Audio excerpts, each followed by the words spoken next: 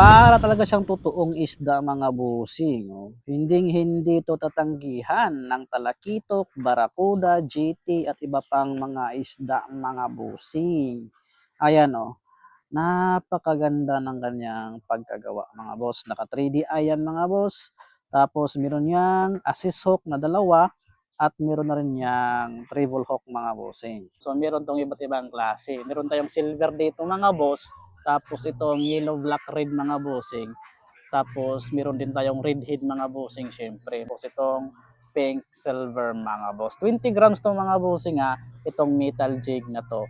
Magagamit mo to mga boss kung mahilig kang mag light jigging, kung meron kang bangka mga boss, swak na swak tong gamitin itong metal jig na to. Kaya kung naghahanap kayo mga bossing ng metal jig mga boss na 20 gram at itong parang totoong isda mga bossing, napaka-affordable nito. Kaya i-click mo ng buy now here para makapag-check out kayo habang may stock pa tayo.